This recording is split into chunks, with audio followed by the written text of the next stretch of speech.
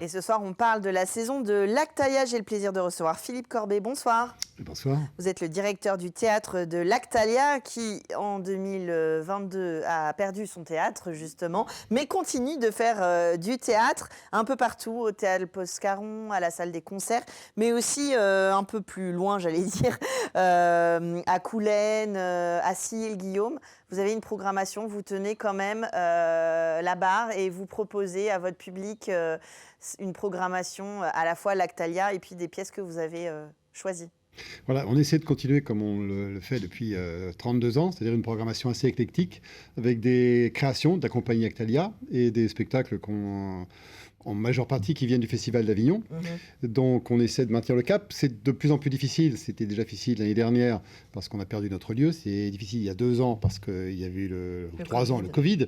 Mais on est toujours là, mais c'est de plus en plus difficile. Donc, d'où l'idée de venir ici et de vous rappeler qu'il faut aller voir les comédiens sur scène. Prochain rendez-vous les 21 et 22 novembre avec Artaud Passion de Patrice Trigano. Là, c'est une pièce qui vient d'Avignon. D'Avignon, un spectacle. Alors, c'était un choc pour nous, théâtralement parlant. En 2022, on a vu ce spectacle avec William Mesguich, qui est le fils de Daniel Mesguich, pour ceux qui connaissent le père Mesguich, qui était déjà un homme de théâtre et de cinéma.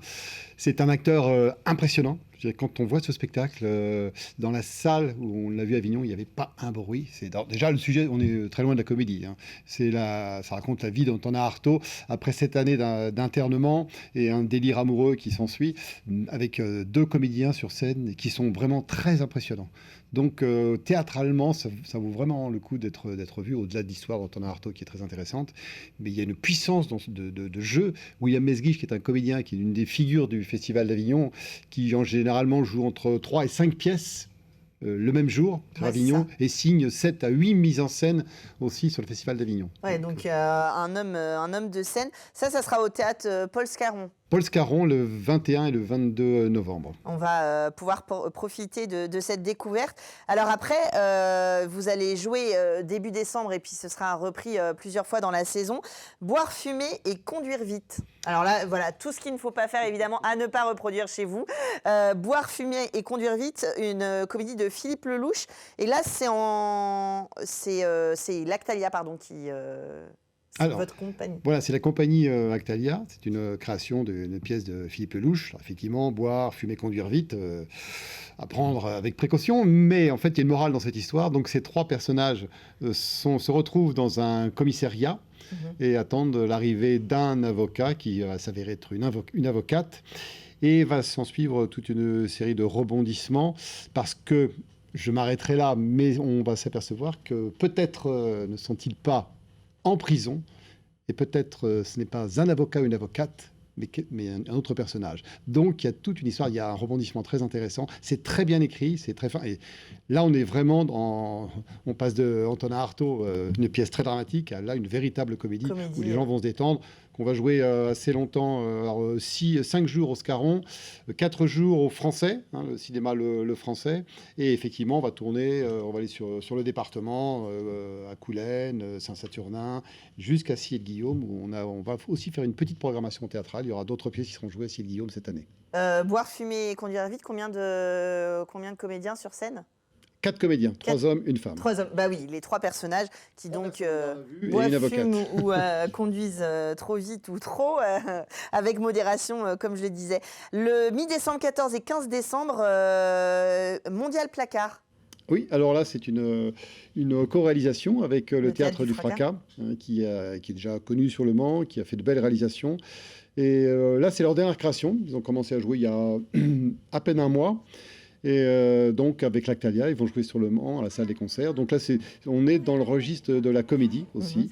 C'est une analyse du comportement dans l'entreprise, d'une entreprise qui fabrique des placards. Le placard, c'est l'expression de mettre quelqu'un au placard. Oui. Mondial Placard, le nom de la société dans la pièce. Voilà, Mondial Placard. Et ce qui est intéressant, c'est qu'en fin de compte, il y a une peinture de personnages très différents, hein, du chef d'entreprise un peu phallocrate, il y a aussi les féministes, il y a des romantiques, il y a un petit peu de tout. Mais on n'est pas dans les caricatures, c'est des personnages très bien typés. Et ce qui est intéressant, c'est que l'auteur, comme de Belcis, ne voulait pas ce soit un moralisateur. Et en fait, c'est très réussi parce qu'on sort de là, chacun fait sa propre opinion. On peut voir cette pièce comme une comédie ou comme une analyse plus pointue du comportement social. Théâtre un peu miroir, Oui. chacun y retrouve peut-être des anecdotes, des expériences. Ah oui, bon, ça, assurément. Dans le monde de l'entreprise, oui, c'est sûr. Ouais, c'est un peu comme, c'est quand même un peu comme les histoires de cœur. Ça met pas tout le monde d'accord, mais en tout cas, ça parle à tout le monde. Oui, tout à fait. Oui. Et puis après, en février, une pièce de Didier Caron, Zola l'infréquentable. Voilà, une belle découverte là, de 2023 au Festival d'Avignon.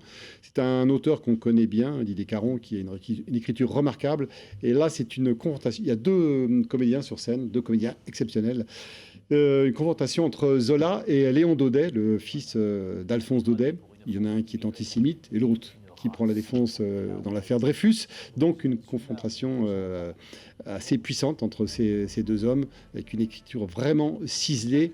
C'est vraiment un spectacle, alors on n'est pas dans le registre de la comédie non plus, mais c'est un spectacle à la fois historique et qui fait encore l'actualité, malheureusement, encore aujourd'hui. Ouais, et une thématique en tout cas intéressante de voir toujours comment les artistes, les écrivains s'en emparent, que ce soit pour le théâtre ou la littérature. Et puis après, vous avez le retour d'Albert Mellet, vous avez la pièce de Laurent Baffy que vous avez jouée en octobre, et la programmation continue. On prend ses places sur le site de l'Actalia.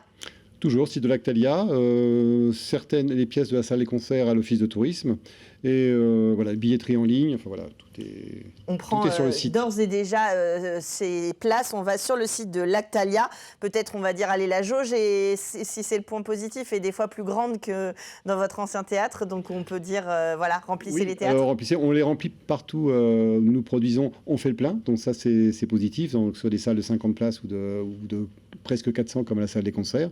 Donc ça, c'est le point positif. Malheureusement, avant, on avait une centaine de dates par an. Là, on n'est plus qu'à 35. Bien sûr. Donc c'est pour ça qu'on espère vivement, je lance un appel, trouver un lieu pour nous installer, à la fois pour dispenser nos cours, faire nos créations et pouvoir présenter aussi nos créations. Donc c'est un appel.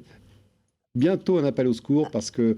Pour trouver un lieu et de répétition et de création et de diffusion pour le théâtre l'Actalia. En attendant, si vous, chez vous, vous pouvez faire quelque chose, c'est aller voir le spectacle vivant sur scène, je le dis toujours, le théâtre en famille, entre amis, c'est toujours intéressant selon les différentes, évidemment, thématiques. Vous découvrez tout ça sur le site de l'Actalia. Merci d'être venu nous parler de votre début de saison et on espère que vous reviendrez bientôt nous parler de votre nouveau lieu. Avec plaisir. Merci Chloé, à bientôt. À bientôt, et nous on continue tout de suite dans Culturel.